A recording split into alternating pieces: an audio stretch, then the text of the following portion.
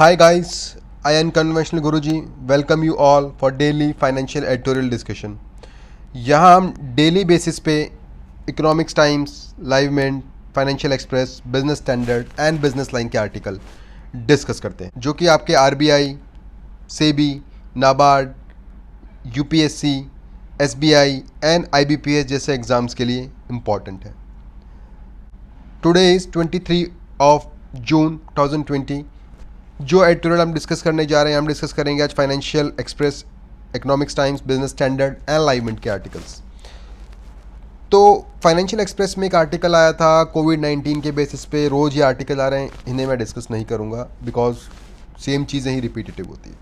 एक बहुत अच्छा आर्टिकल आज फाइनेंशियल एक्सप्रेस में आया that is based on insolvency and bank करप्सी code के बेस पे आर्टिकल है. सरकार ने अभी कुछ रिसेंटली रिफॉर्म्स किए, इसके अंदर कुछ चेंजेस किया आईबीसी कोड में, वो डिस्कस करेंगे. बहुत अच्छा आर्टिकल है, डिटेल से हम इसे डिस्कस करेंगे. एक आर्टिकल था इकोनॉमिक्स टाइम्स में बेस्ड ऑन एग्रीकल्चर सेक्टर. इसे हम पिछले 2 या 3 जो लेक्चर मेरे हैं उसे में हम डिस्कस कर चुके हैं. वही पॉइंट्स रिपीटेटिव थे, इसे हम डिस्कस नहीं करेंगे. अगर हम बात करते हैं कि इकोनॉमिक्स टाइम्स का जो आर्टिकल आज हम डिस्कस करने जा रहे हैं वो है बेस्ड ऑन इकोनॉमिक रिफॉर्म्स के बारे में कि जो चाइना में कॉन्फ्लिक्ट्स हुआ या बाकी कंट्रीज़ में जो चाइनीज़ कंपनी है, चाइना में जो कंपनीज़ थी वो बाकी कंट्रीज़ में शिफ्ट हुई, इंडिया में क्यों नहीं हुई, डिटेल में डिस्कशन इस आर्टिकल में किया गया है. अच्छा आर्टिकल है, इसे हम डिस्कस करेंगे. इसके अलावा बिजनेस स्टैंडर्ड का एक आर्टिकल था जो कि बेस ऑन था structural growth. Basic structure growth क्यों हमारे यहाँ नहीं हुई, क्या रीजंस रहे, इसके बारे में अच्छे से डिस्कशन इस आर्टिकल में किया गया है. एक और जो लाइव मिंट में बहुत अच्छा आर्टिकल आया that is based on SIDBI के बेस पे एक आर्टिकल आया है. सिडबी का जो टाइटल है इस आर्टिकल का, a conflict ridden SIDBI needs the government to clarify its role. Government को क्लैरिफाई करना पड़ेगा सिडबी का एग्जैक्टली रोल क्या है. कुछ सिडबी की रिपोर्ट्स, आरबीआई की रिपोर्ट्स इसमें जिक्र किया गया है जो कि बहुत अच्छा आर्टिकल है, इसे हम डिटेल से डिस्कस करेंगे. इसके अलावा लाइव मिंट में एक आर्टिकल और आया था that is based on facial recognization. Technology के बारे में था, कुछ कंपनी इस पर रिसर्च कर रही थी, इन लोगों ने रिसर्च करना बंद कर दिया. एग्जाम पर्सपेक्टिव से कुछ इंपॉर्टेंट नहीं है, सो इसे हम डिस्कस नहीं करेंगे. अब हम बात करते हैं लाइव मिंट के आर्टिकल की that is a conflict ridden SIDBI government and its role. इस आर्टिकल में एक बहुत अच्छा कोट बोला गया था कि you can't be a player and a umpire at a same time. आप एक प्लेयर और umpire at a same time नहीं हो सकते. मतलब अगर एम्पायर किसी प्लेयर को आउट देता है तो प्लेयर को जाना होता है. सिमिलरली हम सिडबी के केस में बात करें, यही फार्मूला एप्लीकेबल होता है. सिडबी की आपको मैं पहले फुल फॉर्म बता देता हूँ. I guess you guys are already aware of that. Small industrial development bank of India. SIDBI जो बेसिकली फोकस करता है वो करता है एमएसएमई सेक्टर पे. सिडबी फोकस करता है मुद्रा and SIDBI venture, SIDBI he control करता है, इसी के अंडर में ये आते हैं. इसमें कुछ बहुत अच्छे इंपॉर्टेंट डेटा दिए गए हैं जो कि आपके एग्जाम्स के लिए इंपॉर्टेंट है. इन्हें आप प्लीज़ कहीं नोट डाउन कर लीजिएगा. तो 2019 में सिडबी ने अपनी एनुअल रिपोर्ट जारी की. उस रिपोर्ट में बताया गया था कि सिडबी ने 1.5 ट्रिलियन के सिडबी के पास असेट्स हैं. उस 1.5 ट्रिलियन में से 90% का जो लोन दिया गया है दैट इज़ फाइनेंशियल इंस्टीट्यूशन को रीफाइनेंस के लिए दिया गया है, जो कि फर्दर एमएसएमई सेक्टर को लोन प्रोवाइड करते हैं कुछ परसेंटेज में, ना कि पूरा 90%. तो एमएसएमई सेक्टर को कितना लोन दिया गया दैट इज़ नियर अबाउट 10%. जो उसका बचा हुआ 90 के बाद जो 10% था वो एमएसएमई सेक्टर को दिया गया. तो आप सोचेंगे कितना कम लोन एमएसएमई सेक्टर को दिया गया, ओनली 10% बाई सिडबी. अब जो सिडबी को इनकम आती है वो कहाँ से आती है, दैट इज़ प्राइमरी लैंडिंग जो होती है बैंक की, प्रायोरिटी सेक्टर लैंडिंग जो होती है. अगर बैंक उसमें शॉर्टफॉल करते हैं उसमें से कुछ पैसा सिडबी को मिलता है. इसके बारे में डिटेल डिस्कशन मैं कभी एक प्रॉपर वीडियो बनाऊंगा पीएसएल प्राइमरी सेक्टर लैंडिंग के बारे में, देन हम डिस्कस करेंगे. आप शॉर्टली इतना ही जान लीजिए. अब हम बात करते हैं आरबीआई की रिपोर्ट की. आरबीआई ने 2019 में एक रिपोर्ट जारी की थी. उसमें बोला गया था कि एमएसएमई सेक्टर को 20 to 25 ट्रिलियन रुपीज़ की ज़रूरत है. और सिडबी कितना असेट्स है सिडबी के पास, 1.5 ट्रिलियन का. उसमें से भी 10% ही सिडबी डायरेक्ट लैंडिंग कर रहा है, जबकि नीड है 20 से 25 ट्रिलियन रुपीज़ की। ये जो क्रेडिट गैप है बहुत ज़्यादा है, जो एमएसएमईज़ को डिमांड है, जो सिडबी प्रोवाइड कर रहा है, इस गैप को कैसे फुलफ़िल किया जाए। आरबीआई ने अपनी रिपोर्ट में बोला गया था कि सिडबी को मोर लैंडिंग करनी चाहिए, डायरेक्ट लैंडिंग सिडबी को करनी चाहिए एमएसएमईज़ के लिए, और जो रीफाइनेंस लोन के लिए जो 90% दे रहा है उसे कम करना चाहिए। तो इससे क्या होगा कि बेटर इन्फॉर्मेशन होगी सिडबी के पास। Better information in the sense कि अगर सेबी डायरेक्ट लैंडिंग कर रहा है, जो लैंडिंग लेने के लिए आ रहा है, जो उधार लेने के लिए आ रहा है, उनका डेटाबेस सिडबी के पास होगा। उनके असेट्स किस क्वालिटी के हैं, कितना डेटा रिक्वायरमेंट है, मार्केट का सिनारियो क्या है, ये सिडबी को डायरेक्टली पता होगा। एटलीस्ट उस रिपोर्ट में कहा गया था, आरबीआई की रिपोर्ट में, एटलीस्ट सिडबी को 1 ट्रिलियन रुपीज़ का लोन डायरेक्ट लैंडिंग करना चाहिए। पर सिडबी के पास टोटल एसेट्स 1.5 है, उसमें से ये 1 ट्रिलियन ही दे देंगे तो काफ़ी सिडबी के पास अदर काम के लिए काफ़ी कम बचेगा। अब जो लोन दे रहा है सिडबी 1 ट्रिलियन दे रहा है, तो उन्हें उन लोगों को देने चाहिए, बिकॉज पैसा कम है तो स्पेसिफिक लोग जिनका परफॉर्मेंस, जिन एमएसएमईज़ का अच्छा रहा है, जिनके पास क्वालिटी एसेट्स हैं, जो लोन चुका पाएंगे, जिनका बिजनेस मॉडल अच्छा है, उन्हीं एमएसएमई को फोकस करके लोन देना चाहिए।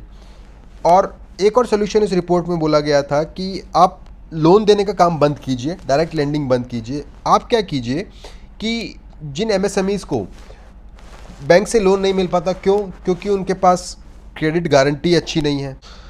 आरबीआई ने यूके सिन्हा कमेटी बनाई थी एमएसएमई सेक्टर के लिए। उसने बोला था कि सिडबी को डायरेक्ट लैंडिंग को बंद कर देना चाहिए। जब डायरेक्ट लैंडिंग नहीं करेगा सिडबी, तो सिडबी क्या कर सकता है, वो इस कमेटी ने रिकमेंडेशन दिया था कि एमएसएमईज़ के पास बेसिक इशू क्या होता है कि वो किसी बैंक से लोन लेने जाते हैं तो उन्हें लोन नहीं मिल पाता। क्योंकि उनके पास गिरवी रखने के लिए कुछ असेट नहीं होता है या कोई गारंटी नहीं होती। तो सिडबी को क्या करना चाहिए, वो गारंटी प्रोवाइड करनी चाहिए। जब सिडबी वो गारंटी प्रोवाइड करेगा तो सिडबी के पास, हमने बात किया था, ऊपर में जिक्र किया था कि 1 ट्रिलियन जो आरबीआई की रिपोर्ट थी उसके अकॉर्डिंग सिडबी को डायरेक्ट लैंडिंग करनी चाहिए। पर सिमिलरली इसमें एक सोल्यूशन और बताया गया था कि डायरेक्ट लैंडिंग ना करके जो 1 ट्रिलियन रुपीज़ हैं उसको एज एन बैंक गारंटी की फॉर्म में या गारंटर बन जाना चाहिए सेबी को एमएसएमईज़ का लोन लेने में, क्योंकि ये 1 ट्रिलियन की गारंटी एमएसएमईज़ को 10 ट्रिलियन का लोन दिला सकती है। इससे क्या होगा कि अगर सिडबी गारंटी देगा किसी भी एमएसएमई को तो सिस्टम में बड़ी ट्रांसपेरेंसी आएगी, गारंटी फेक नहीं होगी एक तो। उससे क्या होगा, फाइनेंशियल इंस्टीट्यूशन या फॉरेन इंस्टीट्यूशन का ट्रस्ट बनेगा एमएसएमई के ऊपर। बिकॉज अगर सिडबी ने गारंटी दी है तो बैंक्स को लगेगा या इंस्टीट्यूशंस को लगेगा कि पैसा डैम श्योर वापस आना है। तो एज एन गारंटर बन के मनी मल्टीप्लाई फैक्टर यूज़ कर सकता है, 1 ट्रिलियन को 10 ट्रिलियन में बदला जा सकता है। सिडबी को गारंटर बनना चाहिए, डायरेक्ट लैंडिंग नहीं करनी चाहिए। ये चीज़ें हमने डिस्कस करी। और क्या है कि और भी इशू बताए थे कि मार्केट में कुछ स्कीम्स, सिडबी ने जो स्कीम्स चलाई हुई है वो कुछ ओवरलैप करता है। डायरेक्ट लैंडिंग की स्कीम्स वो बहुत कॉमन है चीज़ों में, उससे रिसोर्स जो है वो वेस्टेज हो रहा है। Multi credit security guarantee SIDBI को देनी चाहिए एमएसएमईज़ को। और एक और बोला गया कि सिडबी इन चीज़ों को, जो गारंटी वाला सेक्टर है, सिडबी अच्छे से कंट्रोल नहीं कर पाएगा। ये कंट्रोल आरबीआई को डायरेक्ट अपने अंडर में ले लेना चाहिए। ये जो यूके सिन्हा कमेटी थी उनके रिकमेंडेशन थे सिडबी को लेकर और एमएसएमई सेक्टर्स को लेकर। इम्पॉर्टेंट आर्टिकल था, इसे आप अच्छे से नोट डाउन कर लीजिएगा इम्पॉर्टेंट पॉइंट।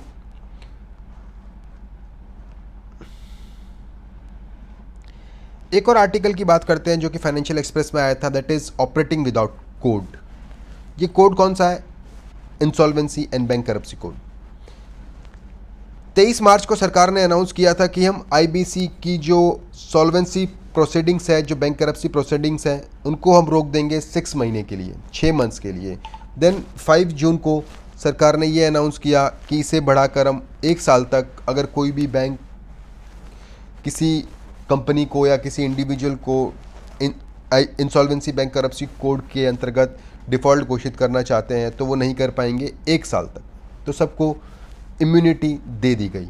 पहले ये लिमिट हुआ करती थी कि आपने 1 लाख तक का डिफ़ॉल्ट किया है, कोई इशू नहीं है। 1 लाख से ऊपर का डिफ़ॉल्ट किया है तो आप आईबीसी की प्रोसीडिंग के अंदर आपको लाया जा सकता है। सरकार ने इस लिमिट को बढ़ा के 1 करोड़ रुपए कर दिया। अब हम बात करते हैं आईबीसी की। छोटा इंट्रोडक्शन मैं आपको दे देता हूँ। 2016 में आईबीसी आया था। ये काफ़ी सक्सेसफुल रहा है जब से आने के बाद। इसने 221 केस हैंडल किए हैं इंसॉल्वेंसी के, और रिकवरी रेट ऑलमोस्ट 44% है। These kind of datas is are very important for exam perspective. अब हम बात करते हैं कि 1 करोड़ तक के बिजनेस को आप इंसॉल्वेंसी प्रोसीडिंग में नहीं ला सकते हैं। तो इससे क्या हो रहा है कि बेसिकली बिजनेस सेक्टर को और लॉस हो रहा है। और लॉस कैसे हो रहा है? सपोज एक फर्म ए है, वो बी फर्म से पैसे ले चुकी है और ये इसको पैसे देने से मना कर दे रही है कि मैं तुम्हें पैसे नहीं दूंगा।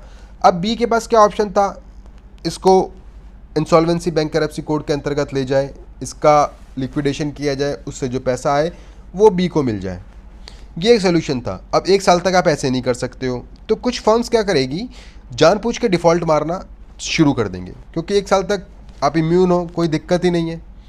तो इससे ओवरऑल बिजनेस सेंटिमेंट्स काफ़ी हार्म होंगे, बिजनेस को लॉस पहुंचेगा। सरकार को एक डिटेल फ्रेमवर्क बनाना चाहिए था। सरकार ने कहाँ गलती की कि जो बिजनेसेस रियल में कोविड-19 की वजह से इम्पैक्ट हुए हैं उन्हीं को ही ये छूट दी जानी चाहिए थी, हर किसी को नहीं। एक स्पेशलाइजेशन किया जाना चाहिए था, स्पेसिफिक सेक्टर आइडेंटिफाई किए जाने चाहिए थे, उनको ये छूट दी जानी चाहिए थी, ना कि हर किसी को। एक सुप्रीम कोर्ट का जजमेंट आया था कुछ टाइम पहले, उसमें ये बताया गया था कि किसी भी बिजनेस को स्टार्ट करना या एंड करना किसी इंडिविजुअल या कंपनी का एक फंडामेंटल राइट है। अब सरकार के इस डिसीजन ने इस फंडामेंटल राइट को छीन लिया है। कैसे? Let me tell you. अगर कोई पर्सन जेन्युइनली पैसा चुकाना चाहता है और उसके पास चुकाने के लिए पैसा नहीं है, तो वो खुद चाहता है कि मैं अपने बिजनेस को बंद कर देना चाहता हूँ, मैं डिफ़ॉल्ट कर देना चाहता हूँ, और जिस पर्सन को, सामने वाले को उसको पैसा देना है, जिस बैंक को वो बोलता है आप आईबीसी में मुझे ले जाइए और जो मेरा असेट लिक्विफाई करके या मेरी कंपनी को बेच के जो पैसा आएगा उससे आप अपना लोन चुका लीजिए। वो पर्सन जेन्युइन है, पैसा देना चाहता है। पर क्या हुआ कि आईबीसी प्रोसीडिंग जब 1 साल के लिए बंद कर दी गई तो बैंक उसको नहीं घसीट सकते हैं, बैंक उससे पैसा नहीं ले सकते हैं। तो जो उसका फंडामेंटल राइट था बिजनेस को एंड करने का, सरकार ने उससे ये छीन लिया। अब जबकि हम बात करते हैं कि सरकार ने मॉरेटोरियम दिया हुआ है अगस्त महीने तक का। अब हम बात करते हैं कि सरकार ने मॉरेटोरियम दिया हुआ है, छूट दी हुई है, आपको लोन नहीं चुकाना है। तब भी इस चीज़ को लाने की क्या ज़रूरत थी? आईबीसी के 1 साल के प्रोसीडिंग को लाते तो थोड़ा फ्लेक्सिबल लाते या स्पेसिफिक सेक्टर के लिए लाते।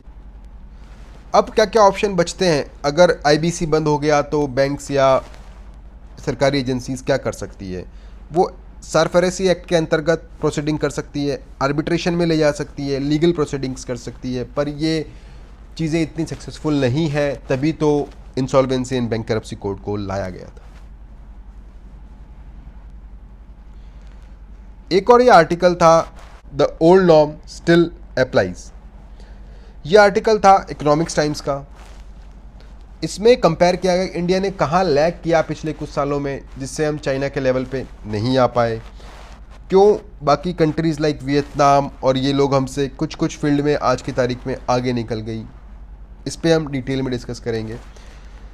आप एक कोई भी देखते हैं कि बिजनेस मॉडल होता है, कोई भी एक प्रोसेस होता है, वो डिफरेंट स्ट्रक्चर से मिलके बना होता है। सपोज हम कार मैन्युफैक्चरिंग सेक्टर की बात करते हैं। कार बनाने के लिए आपको डिफरेंट औजार चाहिए, डिफरेंट पुर्जे चाहिए, डिफरेंट पार्ट्स चाहिए। तो वो इंटरनेशनली अगर हम बात करते हैं, किसी एक कंट्री में इंजन बन रहा होगा, किसी एक कंट्री में टायर बन रहे होंगे, अलग अलग कंट्रीज़ में अलग अलग जगह बन रहा है। क्यों? क्योंकि वहाँ वो रॉ मटेरियल अवेलेबल है, वहाँ लेबर सस्ता है, उस स्पेसिफिक पार्ट के लिए वो पार्ट सस्ते हैं, वहाँ फैक्ट्री है उसकी। तो ये एक पूरा कंबाइंड प्रोसेस होता है और एक पर्टिकुलर आइटम बनता है और इससे प्रोडक्ट की रेट सस्ती पड़ती है। सिमिलरली चाइना ने क्या किया कि सारे पार्ट्स अलग अलग कंट्री में, इंडिया में अपनी कंट्री में बनाने चालू किए। सारा प्रोसेस अपनी कंट्री में कंबाइंड किया, उससे उसके प्रोडक्ट सस्ते हो गए। तो चाइना ऐसे ग्रो करता गया। और भी चीज़ चाइना ने क्या की, इस आर्टिकल में हम डिस्कस करेंगे। अभी क्या हुआ कि चाइना में वेजेस बहुत ज़्यादा बढ़ रहे हैं। वहाँ के लेबर लोग या वहाँ के लोगों के पास पैसा आ गया है, तो वो वेजेस एक्स्ट्रा मांग रहे हैं। चाइना की पॉपुलेशन बूढ़ी होती जा रही है, तो ये इंडिया के पास बहुत अच्छा मौका है। और in fact US China trade war भी आपने देखा, इंडिया के पास ये भी अच्छा मौका है। पर इंडिया ने इस मौके को कैसे गवा दिया और बाकी कंट्रीज़ ने, एशियन कंट्रीज़ ने कैसे इसको गेन कर लिया। Let's discuss about this. 58 companies थी जो कि चाइना में पिछले 6 महीने में शिफ्ट हुई है अदर कंट्रीज़ में। 58 में से 26 वियतनाम चली गई, 11 ताइवान चली गई, 8 थाईलैंड चली गई, ओनली 3 कंपनीज इंडिया में आई है। इंडिया ने यहाँ बहुत अच्छा मौका एक खो दिया।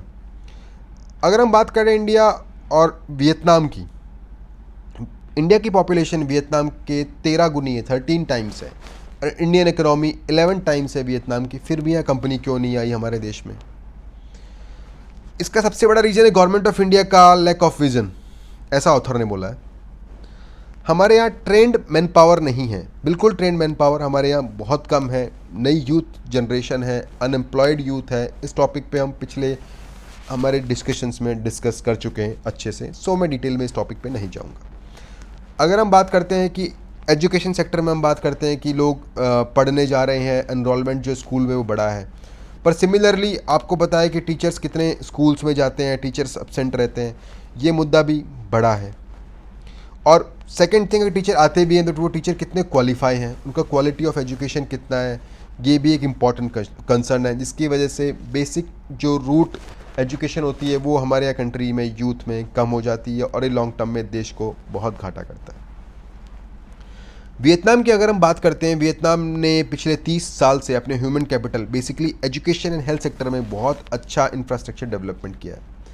तभी तो वियतनाम जो कि ऑलमोस्ट 1400 किलोमीटर दूर है चाइना से, वहाँ कोविड-19 के कारण एक भी डेथ नहीं हुई है।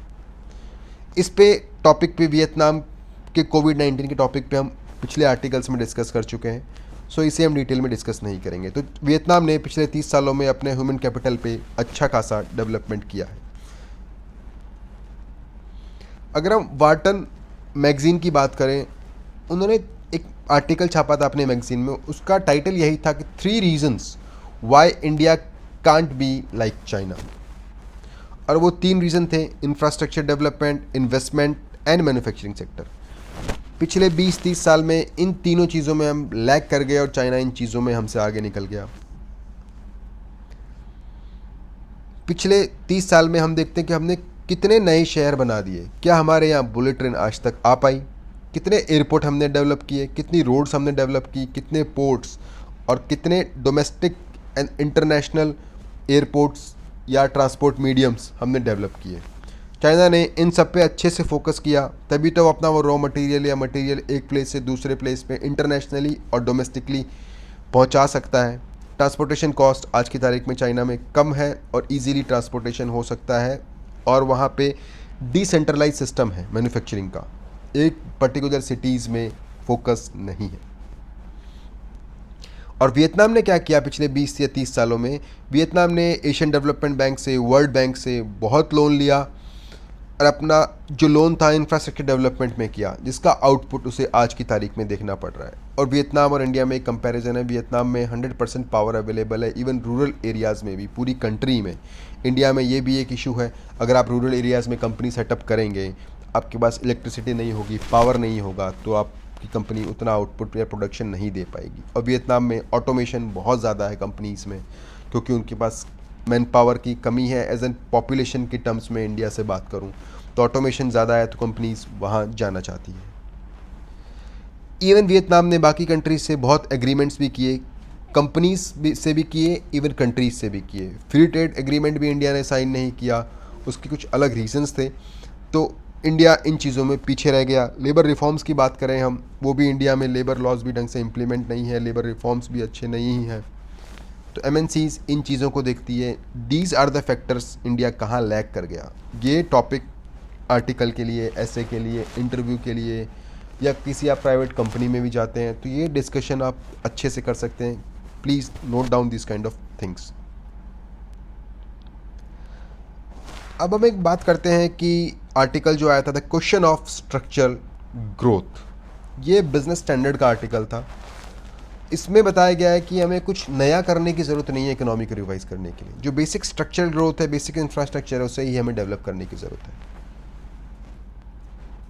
सो इंडिया की हम बात करते हैं कि इंडिया में फॉरेन इन्वेस्टमेंट क्यों आना चाहिए, आपसे कोई पूछता है।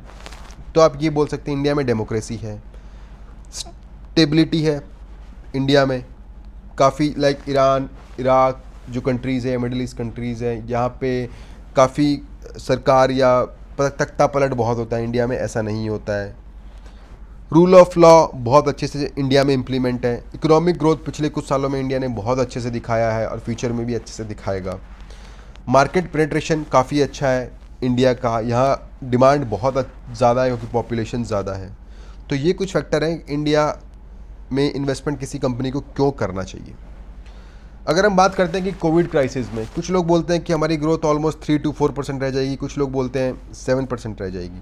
सपोज़ हम पॉजिटिव नोट पर सोचते हैं कि हमारी ग्रोथ 7% रहती है। अच्छी ग्रोथ रहने से आपसे कोई पूछता है कि क्या होता है, तो let me tell you, public debt to GDP ratio होता है, वो हमारा इंप्रूव होता है। जो सरकारी खजाना खाली हो गया होता है, जो डेफिसिट होता है, जो उधार लिया होता है, उसे हम चुका सकते हैं। टैक्स रेवेन्यूज़ काफ़ी अच्छे आते हैं सरकार को, उससे हम अपना उधार चुका सकते हैं, डेवलपमेंट के कार्य कर सकते हैं। अगर आपकी इकोनॉमी अच्छी चल रही है तो मोर एफडीआई, मोर फॉरेन इन्वेस्टमेंट, मोर फाइनेंशियल इंस्टीट्यूशन आपकी कंट्री में इन्वेस्ट करना चाहते हैं। उससे क्या होगा, रोज़गार जनरेट होगा। जो लोग गरीब हैं, मिलियंस ऑफ पीपल को हम गरीबी रेखा से ऊपर उठा सकते हैं। लोगों में कंजम्पशन बढ़ेगा, लोगों की सैलरी बढ़ेगी, डिमांड बढ़ेगी, इकोनॉमी बूस्टअप होगा। तो this kind of things happens growth जब होता है तो। पर हम देखते हैं कि पिछले कुछ सालों में इंडिया में इतना अच्छा ग्रोथ नहीं हो पाया जो कि एक्सपेक्टेड था। क्यों इंडिया में एनबीएफसी क्राइसिस आए, ग्रोथ इंडिया में क्यों डाउन हुआ, ये क्वेश्चन स्टिल रिमेन्स। अब हम आफ्टर कोविड-19 की बात करते हैं तो हमें क्या क्या करना होगा या क्या हमारी नीड्स होगी। फाइनेंशियल इंस्टीट्यूशन या बैंक्स जो भी है उनको एडिशनल कैपिटल की ज़रूरत होगी। अभी क्या हुआ कि कोविड-19 में जो हमारे इंफ्रास्ट्रक्चर, जो स्ट्रक्चरल रिफॉर्म्स थे, उनमें क्या लूप होल्स थे, क्या वीकनेसेस थी, ये सारी हमें सामने आ गई है। जो इंस्टीट्यूशंस थे हमारे क्यों नहीं संभाल पाए, क्या फेल हुआ, हेल्थ सेक्टर में क्या इश्यूज़ थे, ये हमारे सारे सामने आ गई। हमें इसे पॉजिटिव नोट पे लेना चाहिए और हमें इस पर ग्रोथ करना चाहिए। अब बैंक जो होगी उन्हें एडिशनल कैपिटलाइजेशन की ज़रूरत होगी। मोर बैंक्स का प्राइवेटाइजेशन किया जाएगा, मोर पीएसयूज को प्राइवेटाइज किया जाएगा सरकार के द्वारा। अब हमें जो एनबीएफसीज हैं, इनका जो असेट क्वालिटी है उसको इंटेंसिफाई रिव्यू करना चाहिए, ढंग से देखना चाहिए इनमें क्या क्या इश्यूज़ हैं। और ज़्यादा हमें कुछ इनोवेशन करने की ज़रूरत नहीं। जो सिंपल स्ट्रक्चर ऊपर बताए गए हैं, जो बेसिक इंफ्रास्ट्रक्चर है, उसे ही हमें डेवलप करने की ज़रूरत है। सरकार ने कुछ रिफॉर्म्स किए हैं, लाइक जीएसटी लाए, रेरा लाए, आईबीसी कोड लाए। इससे शॉर्ट टर्म में हमारी जीडीपी को लॉस तो हुआ, पर लॉन्ग टर्म में काफ़ी अच्छा फ़ायदा हुआ। पिछली स्लाइड में ही हमने देखा था कि आईबीसी से 44% रिकवरी रेट हुआ, 212 केस आईबीसी ने सॉल्व किए। अब क्या हुआ कि ये जो 3 एक्ट लाए थे, इनसे क्या हुआ कि शॉर्ट टर्म में जीडीपी लॉस तो हुआ, कुछ कंपनीज ख़त्म भी हो गई। पर ऑथर बोलते हैं कि अच्छा है, हमें ऐसी जो इनएफिशिएंट कंपनी जो कि आज नहीं तो कल ख़त्म हो जाती है, उनकी हमें ज़रूरत नहीं है।